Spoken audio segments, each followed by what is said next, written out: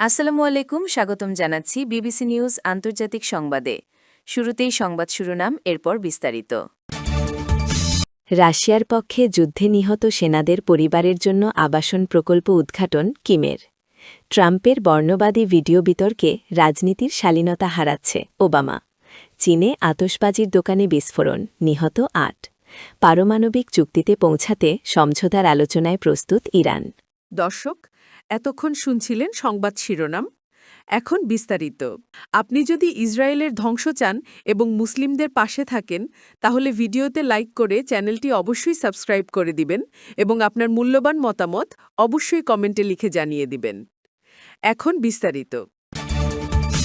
রাশিয়ার পক্ষে যুদ্ধে নিহত সেনাদের পরিবারের জন্য আবাসন প্রকল্প উদ্বোধন কিমের।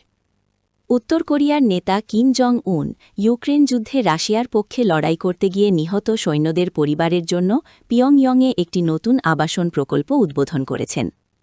আজ সোমবার রাষ্ট্রীয় গণমাধ্যমে প্রকাশিত ছবিতে কিমকে তার মেয়ের সাথে নতুন ফ্ল্যাট পরিদর্শন করতে দেখা যায়।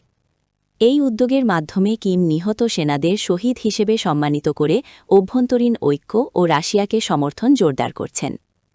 দক্ষিণ কোরিয়া এবং পাশ্চাত্যের গোয়েন্দা সংস্থাগুলো জানায়, উত্তর কোরিয়া রাশিয়ার হয়ে যুদ্ধ করার জন্য হাজার হাজার সৈন্য পাঠিয়েছে এবং সিউল অনুমান করছে যে প্রায় ২,০০০ সেনা নিহত হয়েছে।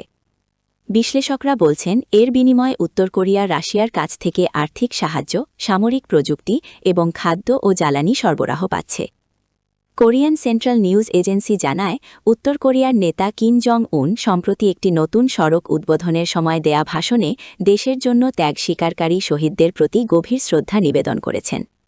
এই প্রকল্পটিকে তিনি মাতৃভূমির জন্য আন্তরিক আকাঙ্ক্ষা এবং পবিত্র বিষয়গুলোর রক্ষায় মূল্যবান জীবন উৎসর্গকারী বীর সন্তানদের অমরত্বের প্রতীক হিসেবে অভিহিত করেছেন। তিনি বলেন, তারা চিরকাল বেঁচে থাকবে। আজ সোমবারের প্রতিবেদনে রাশিয়ার কথা উল্লেখ করা হয়নি। তবে গত সপ্তাহে কিম রাশিয়ার প্রেসিডেন্ট ভ্লাদিমির পুতিনের সব নীতি ও সিদ্ধান্তকে নিঃশর্তভাবে সমর্থন করার অঙ্গীকার করেছেন। উত্তর কোরিয়ার রাষ্ট্রীয় গণমাধ্যম KCNA-তে প্রকাশিত ছবিতে দেখা যায়, কিম সেপিয়ল স্ট্রিটে শহীদ পরিবারের জন্য নির্মিত নতুন বাড়িগুলো পরিদর্শন করছেন। তার সাথে ছিলেন তার কিশোরী কন্যা কিম জুয়াই, যাকে ব্যাপকভাবে তার সম্ভাব্য উত্তরসূরি হিসেবে দেখা হচ্ছে। দক্ষিণ কোরিয়ার গোয়েন্দা সংস্থা জানায়, উত্তর কোরিয়ার নেতা কিম জং উনের মেয়ে কিম জুয়াইকে তার বাবার সম্ভাব্য উত্তরসূরি হিসেবে মনোনীত করা হয়েছে। সাম্প্রতিক সময়ে কিম জুয়াই উচ্চ পর্যায়ের বিভিন্ন অনুষ্ঠানে বাবার সাথে অংশগ্রহণ এবং সরকারি প্রচার মাধ্যমে তার কাভারেজ বৃদ্ধিতে তাকেই পরবর্তী শাসক হিসেবে ইঙ্গিত পাওয়া যাচ্ছে। ট্রাম্পের বর্ণবাদী ভিডিও বিতর্কে রাজনীতির শালীনতা হারাচ্ছে ওবামা। যুক্তরাষ্ট্রের সাবেক প্রেসিডেন্ট বারাক ওবামা দেশের রাজনৈতিক বক্তব্যের লজ্জাবোধ ও শালীনতার অভাব নিয়ে উদ্বেগ প্রকাশ করেছেন। প্রেসিডেন্ট ডোনাল্ড ট্রাম্পের সামাজিক যোগাযোগ মাধ্যম অ্যাকাউন্টে প্রচারিত একটি ভিডিওতে তাঁকে ও তার স্ত্রীকে বানরের সাথে তুলনা করে দেখানোর ঘটনার প্রতিক্রিয়ায় ওবামা এ মন্তব্য করেন। গত ৫ ফেব্রুয়ারি ট্রাম্পের প্ল্যাটফর্ম ট্রুথ সোশ্যালে শেয়ার করা একটি ভিডিও যুক্তরাষ্ট্রের রাজনৈতিক অঙ্গনে ব্যাপক সমালোচনার জন্ম দেয়। শুরুতে হোয়াইট হাউস এ নিয়ে অতিরঞ্জিত প্রতিক্রিয়া বলে মন্তব্য করলেও পরে জানায়, এক কর্মীর ভুলে ভিডিওটি পোস্ট হয়েছিল এবং তা সরিয়ে নেওয়া হয়। প্রায় ১ মিনিটের ওই ভিডিওতে ২০২০ সালের নির্বাচনে কারচুপির ষড়যন্ত্র তত্ত্ব তুলে ধরা হয়। ভিডিওর শেষাংশে কয়েক সেকেন্ডের জন্য যুক্তরাষ্ট্রের ইতিহাসে প্রথম কৃষ্ণাঙ্গ প্রেসিডেন্ট বারাক ওবামা ও ফার্স্ট লেডি মিশেল ওবামার মুখ বানরে সরিয়ে বসানো একটি দৃশ্য দেখানো হয়। বামঘেঁষা রাজনৈতিক পডকাস্টার ব্রায়ান টাইলার কোহেনকে দেয়া এক সাক্ষাৎকারে ওবামা প্রথমবারের মতো বিষয়টি নিয়ে প্রকাশ্যে কথা বলেন। তিনি বলেন, যুক্তরাষ্ট্রের রাজনৈতিক কথাবার্তা এমন এক নিষ্ঠুরতার পর্যায়ে নেমে গেছে যা আগে দেখা যায়নি।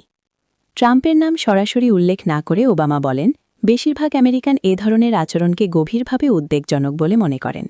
তার ভাষায়, সামাজিক যোগাযোগ মাধ্যম ও টেলিভিশনে এক ধরনের বিদ্রুপাত্মক প্রদর্শনী চলছে এবং যাদের আগে শালীনতা ও দায়িত্ববোধের প্রত্যাশা করা হতো, তাদের মধ্যেও এখন সে বোধের ঘাটতি দেখা যাচ্ছে। ওবামা আরও বলেন, এ ধরনের বার্তা শেষ পর্যন্ত মধ্যবর্তী নির্বাচনে ট্রাম্পের রিপাবলিকানদের জন্য ক্ষতিকর হতে পারে এবং এর জবাব শেষ পর্যন্ত যুক্তরাষ্ট্রের জনগণই দেবে। এদিকে ট্রাম্প সাংবাদিকদের বলেন, নির্বাচনী জালিয়াতি সংক্রান্ত ভিডিওটির মূল বক্তব্যের সাথে তিনি একমত, তবে শেষাংশের আপত্তিকর ক্লিপটি তিনি দেখেননি বলে দাবি করেন। চীনে আতশবাজির দোকানে বিস্ফোরণ, নিহত ৮। পূর্ব চীনের একটি আতশবাজির দোকানে বিস্ফোরণে ৮ জন নিহত হয়েছেন। এতে আহত হয়েছেন আরও ২ জন। গভীর রাতে কর্তৃপক্ষ এ খবর জানিয়েছে। চীনের গ্রামীণ সম্প্রদায়গুলো প্রায় এই ছুটির দিন ও গুরুত্বপূর্ণ উপলক্ষ উদযাপনের জন্য স্পার্কলার এবং বিকট শব্দ করা মিসাইল আতশবাজি জ্বালায়। এসব উপলক্ষের মধ্যে রয়েছে চীনা নববর্ষ, যা মঙ্গলবার অনুষ্ঠিত হয়।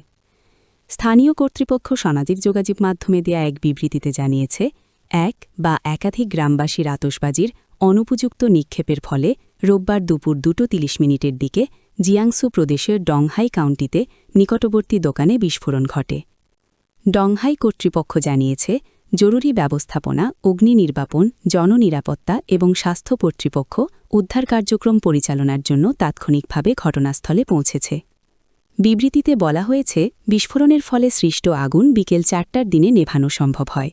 এ ঘটনায় ৮ জন নিহত ও 2 জন সামান্য দগ্ধ হয়েছেন। পারমাণবিক চুক্তিতে পৌঁছাতে সমঝোতার আলোচনায় প্রস্তুত ইরান। ইরানের উপপররাষ্ট্রমন্ত্রী মাজিদ তাখত্রাবাঞ্চি বলেছেন, যুক্তরাষ্ট্রের নিষেধাজ্ঞা প্রত্যাহারের বিষয়ে আলোচনায় আগ্রহী হলে পারমাণবিক চুক্তির জন্য সমঝোতায় পৌঁছাতে ইরান প্রস্তুত আছে। যুক্তরাষ্ট্রের কর্মকর্তারা অবশ্য বারবার বলে আসছেন, যুক্তরাষ্ট্র নয়, বরং ইরানই আলোচনার প্রক্রিয়া থামিয়ে রেখেছে। শনিবার যুক্তরাষ্ট্রের পররাষ্ট্রমন্ত্রী মার্কো রুবিও বলেছেন, প্রেসিডেন্ট ডোনাল্ড ট্রাম্প একটি চুক্তির পক্ষে, কিন্তু ইরানের সাথে এটি করা খুবই কঠিন। তবে তেহরানে মাজিদ তাখত্রাবাঞ্চি বলেছেন, বল এখন যুক্তরাষ্ট্রের কোর্টে যে তারা চুক্তি চায় কিনা। তারা আন্তরিক হলে আমি নিশ্চিত আমরা সমঝোতার দিকেই এগিয়ে যাব।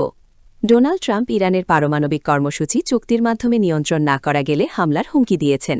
তিনি মধ্যপ্রাচ্য অঞ্চলে সামরিক উপস্থিতি বাড়িয়েছেন।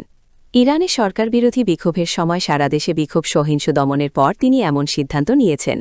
যুক্তরাষ্ট্র ও ইরান ফেব্রুয়ারির শুরুতে উপসাগরীয় দেশ ওমানে পরোক্ষভাবে বৈঠক করে। তাখত্রাবাঞ্চি নিশ্চিত করেছেন যে দ্বিতীয় দফার বৈঠক মঙ্গলবার জেনেভায় হওয়ার কথা রয়েছে। তিনি বলেন, আলোচনা কমবেশি ইতিবাচক দিকেই এগিয়েছে, তবে এখনই চূড়ান্ত মূল্যায়ন করা ঠিক হবে না। ট্রাম্পও এসব আলোচনাকে ইতিবাচক বলে উল্লেখ করেছেন। ইরানের উপপররাষ্ট্রমন্ত্রী বলেন, তেহরান 60% সমৃদ্ধ ইউরেনিয়ামের ঘনত্ব কমানোর প্রস্তাব দিয়েছে, যা সমঝোতা বিষয়ে তাদের আন্তরিকতার প্রমাণ। পারমাণবিক অস্ত্রমানের প্রায় কাছাকাছি এই মাত্রা সমৃদ্ধকরণের কারণে ইরান পারমাণবিক অস্ত্র তৈরির দিকে এগোচ্ছে এমন সন্দেহ আরও বাড়িয়েছে, যদিও ইরান বরাবরই তা অস্বীকার করে এসেছে। তাখত্রাবাঞ্চি বলেন, তারা যদি নিষেধাজ্ঞা নিয়ে আলোচনা করতে প্রস্তুত থাকে, তবে আমরা আমাদের কর্মসূচি সংক্রান্ত এবং অন্যান্য বিষয়গুলো নিয়ে আলোচনায় প্রস্তুত আছি।